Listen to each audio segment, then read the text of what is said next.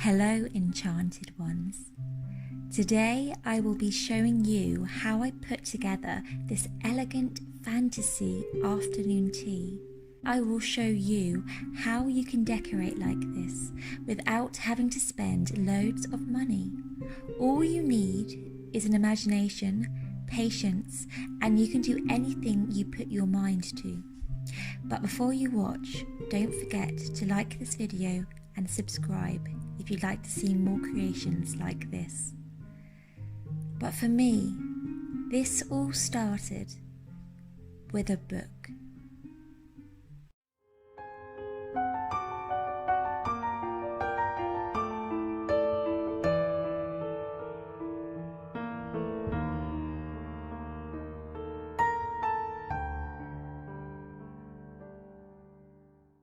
Today, my inspiration lies forth in my favourite film and book of all time, The Lord of the Rings.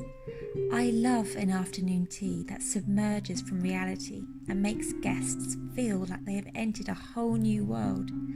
And this week, that was my goal.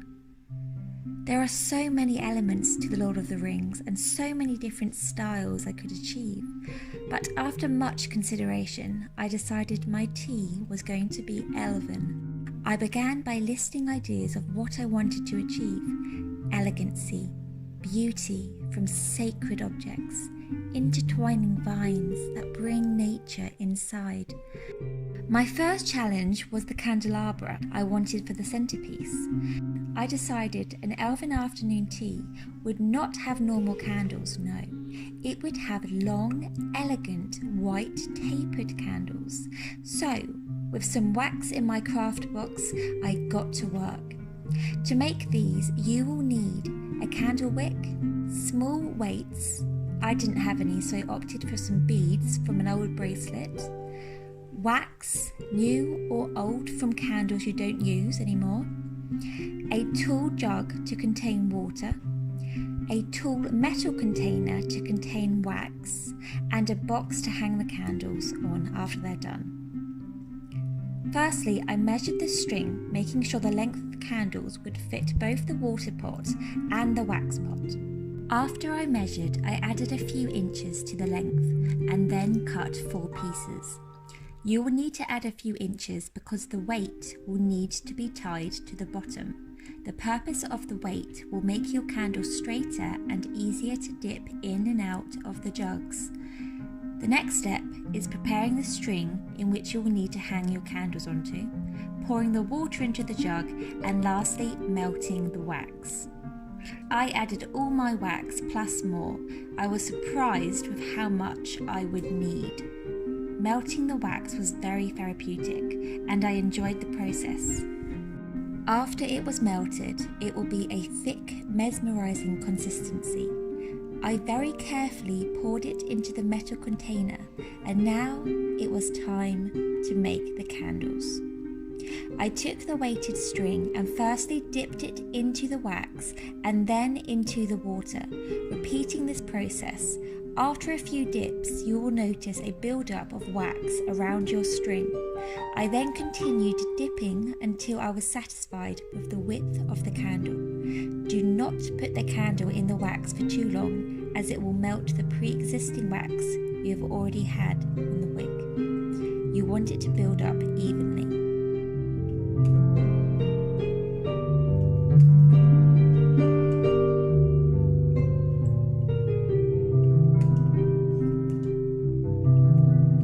Once finished, I cut the build-up of wax at the bottom.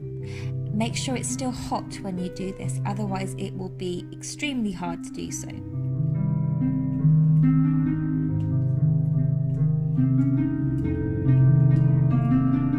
The next day I untied the candles and using a blunt knife gradually scraped away any imperfections to make the candles look lovely and smooth, and also to get them to fit into the candelabra properly and safely. After the candles were complete, it was time to decorate the rest of the room. My goal was to make over everything, not just the table, but I wanted the whole room to fit in with my elven theme. I set myself a palette scheme of neutral white, clear and wooden, so everything that did not match this had to go. I put together items that look sacred, well crafted and simplistic. This really set the scene, and it will make your guests feel immersed into the tea and they will be in awe.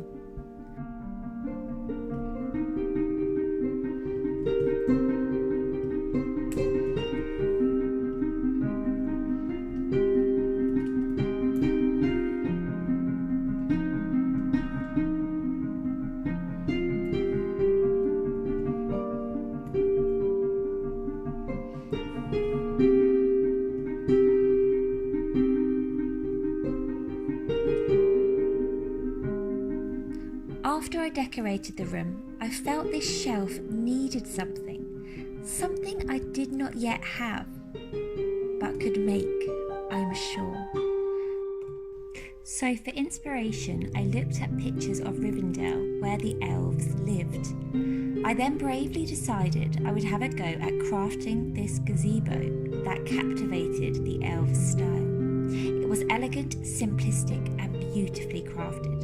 To create this, I used the case of my terrarium. I wanted the structure to be freestanding, so I covered the dome in cling film so nothing would stick to it. I then got white clay and started with the bottom half of the structure, making little arches all around the circle, making sure it was the same height all around.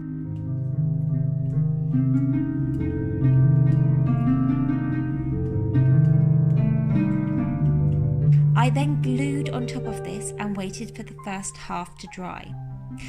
After this was dry, I got to work on the interlacing roof.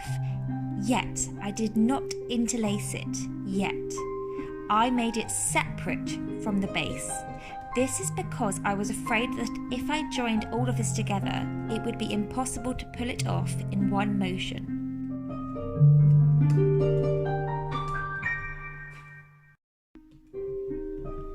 So after the roof was dry, I very carefully took the bottom half off, loosening the structure first with a knife.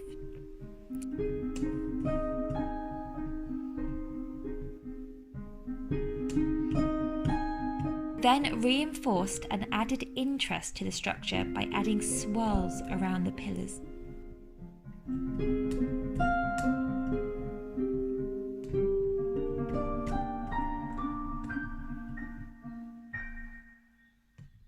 Next, I placed the roof upon this.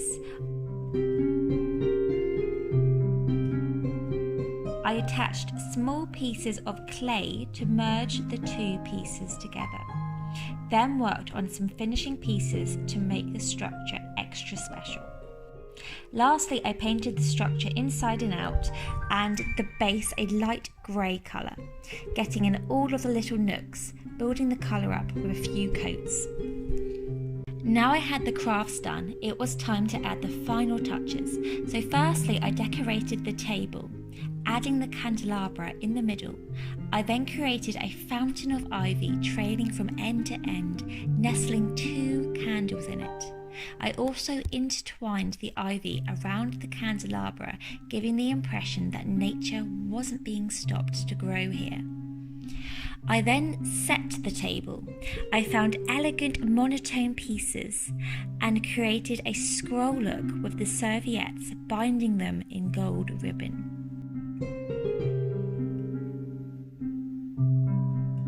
I added clear and white crystals throughout the room to add sense of purity and some elven tools. And finally, I placed the last piece to my puzzle. Now the decorations were complete. It is time to reveal them to you. The first step of my afternoon tea was complete. I hope you enjoy.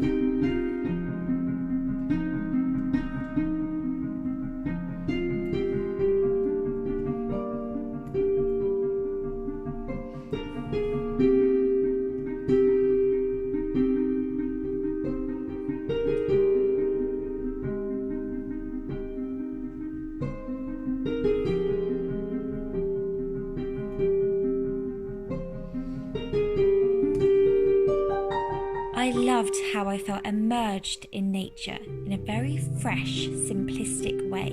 The beautiful pieces around the room really added much conversation to the tea, and the final touch of the candles and gazebo were just what it needed.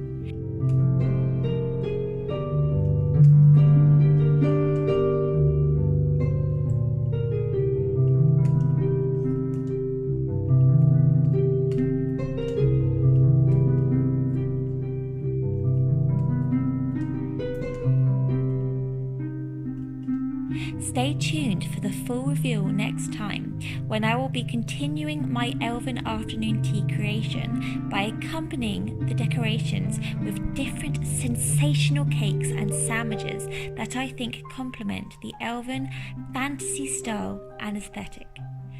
Thank you, Enchanted Ones, so much for watching this video. I'd love to hear about your afternoon teas in the comments.